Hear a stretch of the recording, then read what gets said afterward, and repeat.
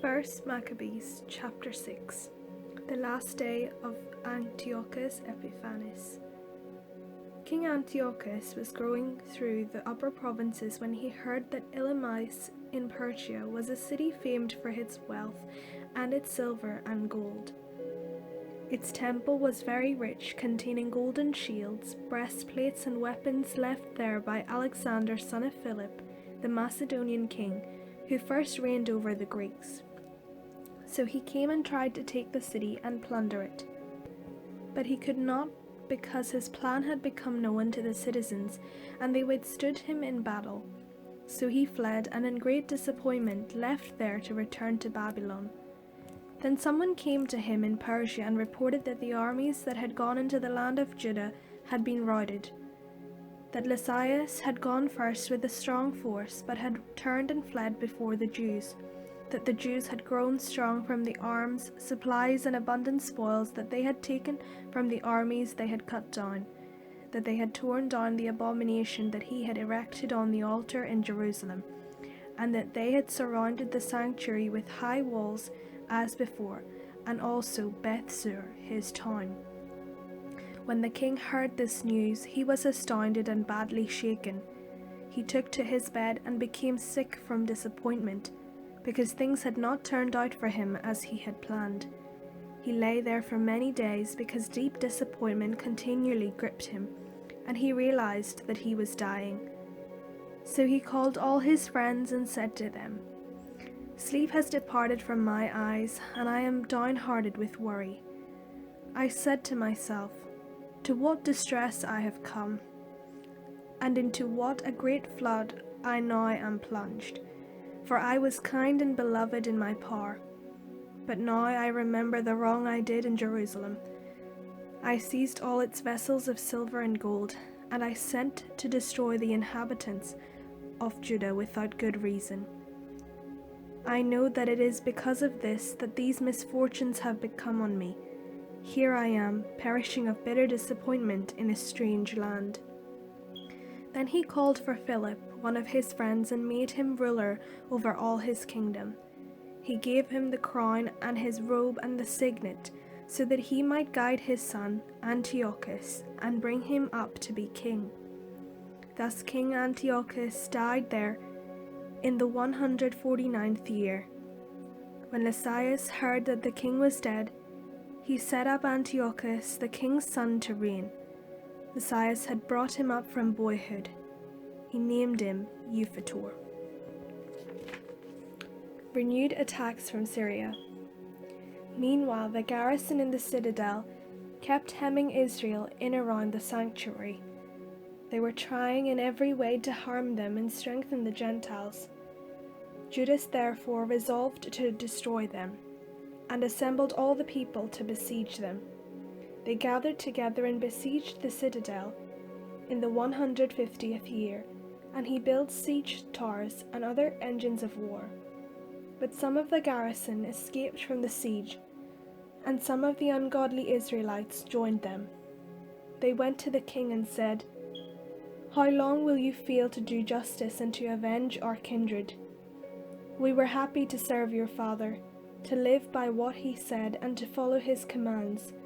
For this reason, the sons of our people besieged the citadel and became hostile to us. Moreover, they have put to death as many of us as they have caught, and they have seized our inheritances. It is not against us alone that they have stretched out their hands. They have also attacked all the lands on their borders.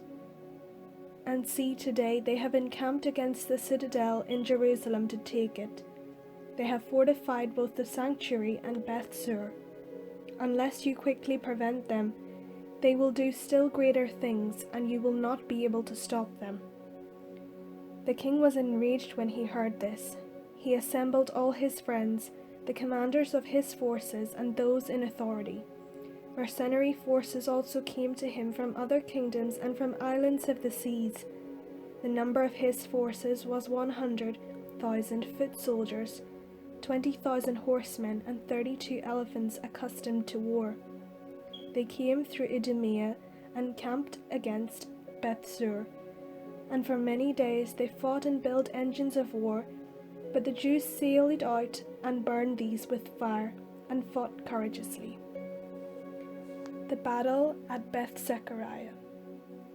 Then Judas marched away from the citadel and encamped at Beth-Zechariah, opposite the camp of the king.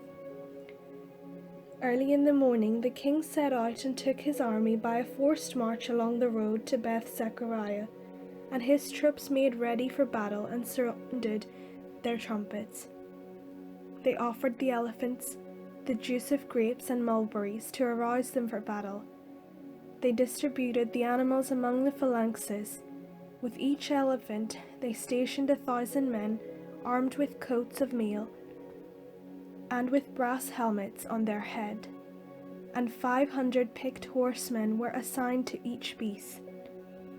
They took their position beforehand. Wherever the animal was, wherever it went, they went with it, and they never left it. On the elephants were wooden towers, strong and covered. They were fastened on each animal by special harness, and on each were 4 armed men who fought from there, and also its Indian driver. The rest of the cavalry were stationed on either side, on the 2 flanks of the army, to harass the enemy, while being themselves protected by the phalanxes. When the sun shone on the shields of gold and brass, the hills were ablaze with them and gleamed like flaming torches. Now a part of the king's army was spread out on the high hills, and some troops were on the plain, and they advanced steadily and in good order.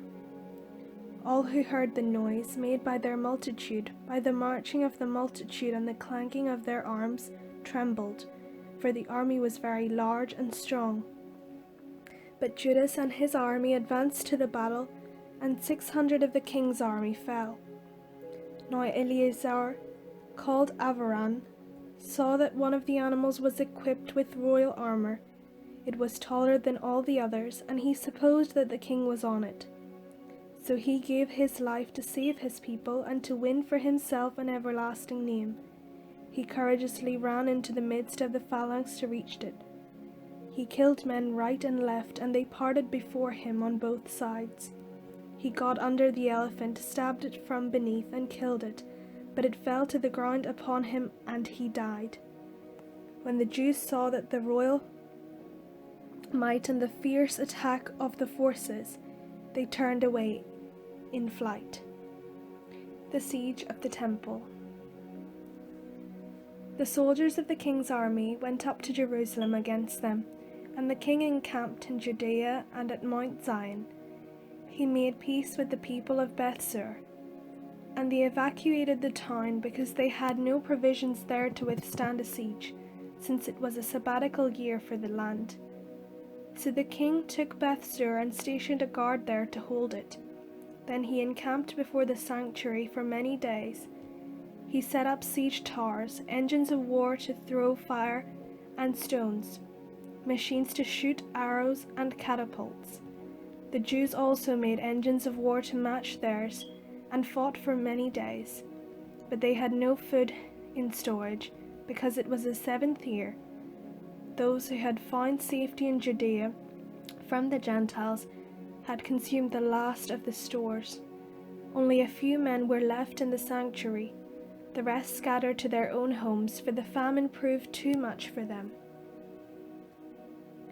Syria offers terms.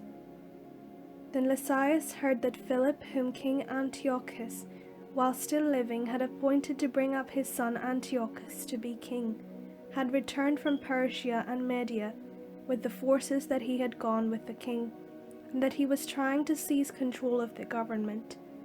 So he quickly gave orders to withdraw and said to the king, to the commanders of the forces and to the troops, "Men, daily we grow weaker. Our food supply is scant.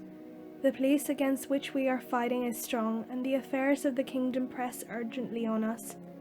Now then, let us come to terms with these people, and make peace with them and with all their nation. Let us agree to let them live by their laws as they did before, for it was on account of their laws that we abolished that they became angry and did all these things. The speech pleased the king and the commanders, and he sent to the Jews an offer of peace, and they accepted it. So the king and the commanders gave them their oath. On these conditions, the Jews evacuated the stronghold.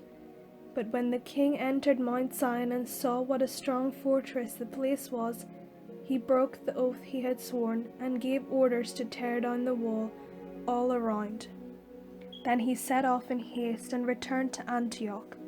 He found Philip in control of the city, but he fought against him and took the city by force.